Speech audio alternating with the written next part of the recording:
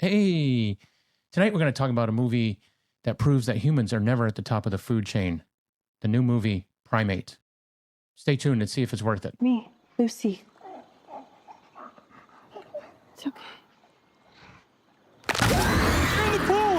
All right, and welcome back to After the Scream podcast. My name's Chris, the independent filmmaker right here. I usually have Jess. She's the other half. She is a little busy this week, so I am doing this solo. So welcome to our channel. If this is the first time on our channel, welcome. We do movie reviews of horror and horror comedy movies and TV shows, and we also do interviews with those creatives in that space.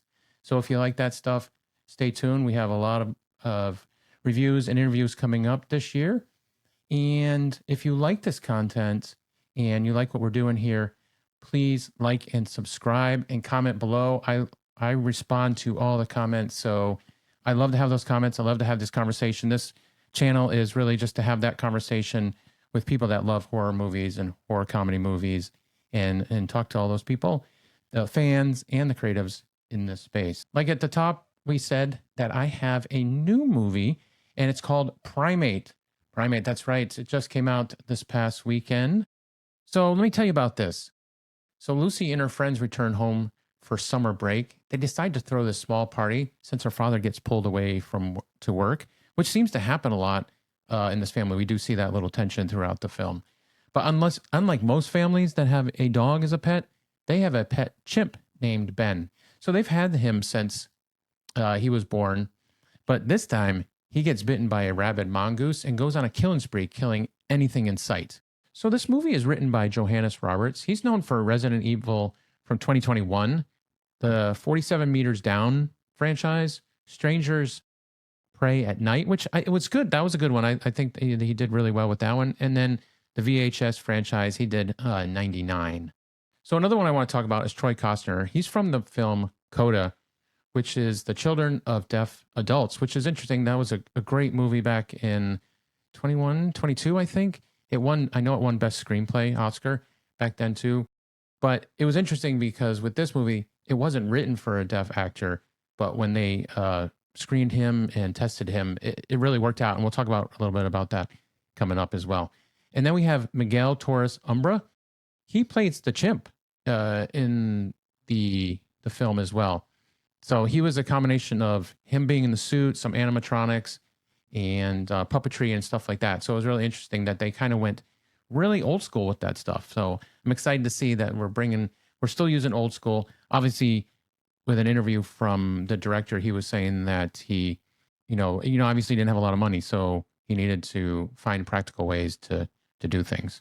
All right, so let's get into the review of it. So this movie really does know what it is, and it's not trying to be anything other than that. A family friendly chimp turned killer. That's really the bottom line, the plot of the whole thing. And it's over the top, obviously, but in a good way.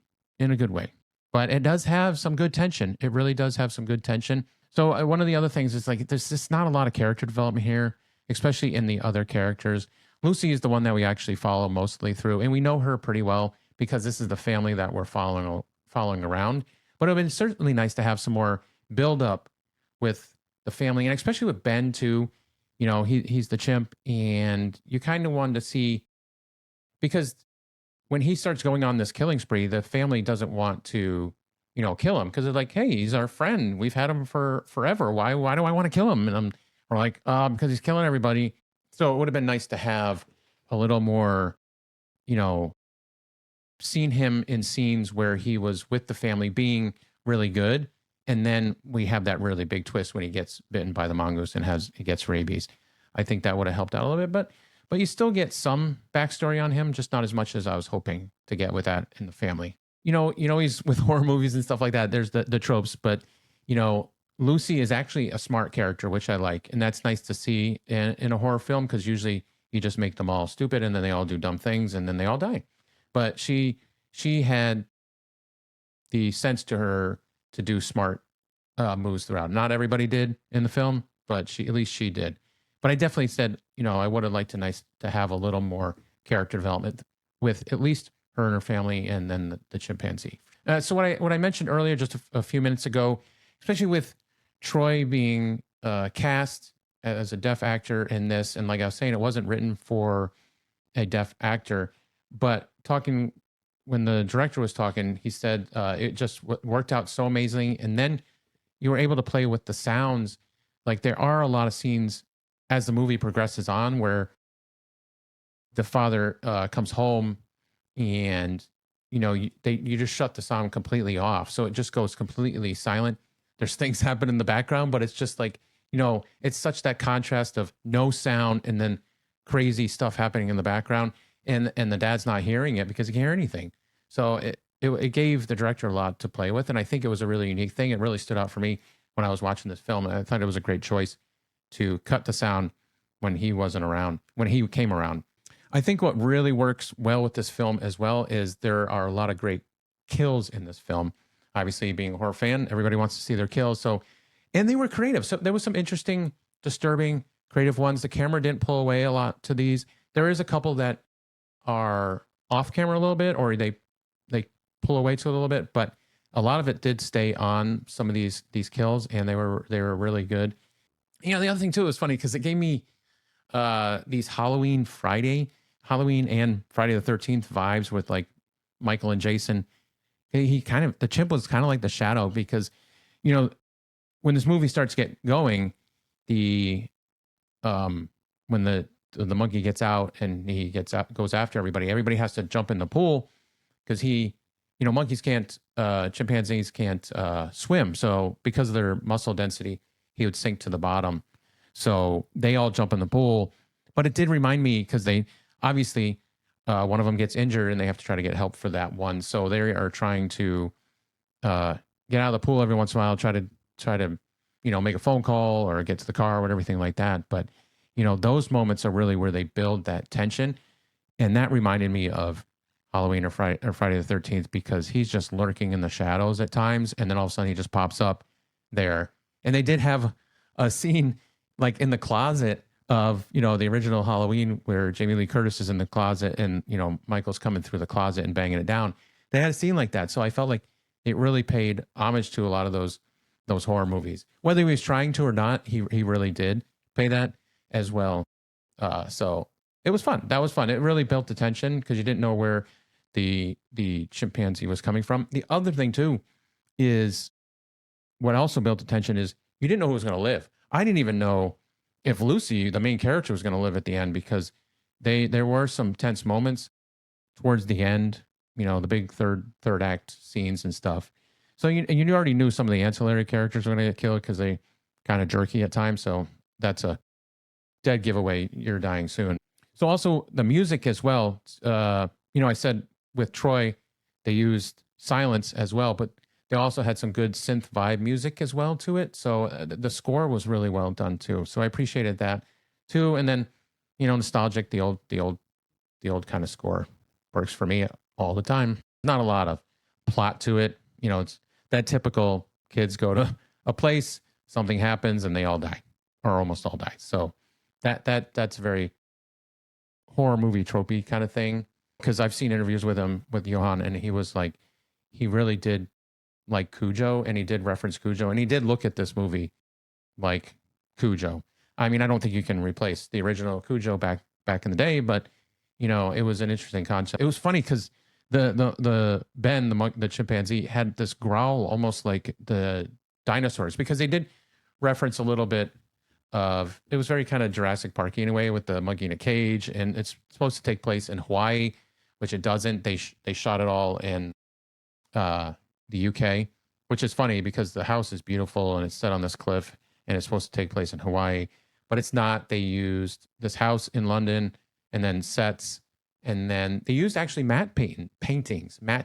Now we're going way old school too. So they really took some old techniques back in the day and brought them forward for this movie in 2026. So that's just super cool that they're still using those techniques.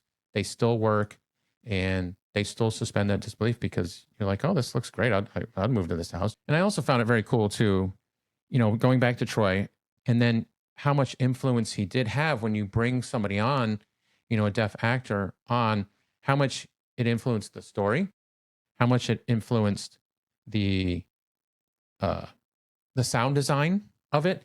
And then it also influenced the cast because the cast had to go through some ASL training to learn sign language. All right. So again, like I said at the top, if you're liking this content, like I said, Jess is not here today. She'll be back for more of the podcast. She was just busy over this past weekend. So if you're liking, please like and subscribe. It really helps the channel out, helps us do this and put out this content that we love to do for everybody out there. And comment below.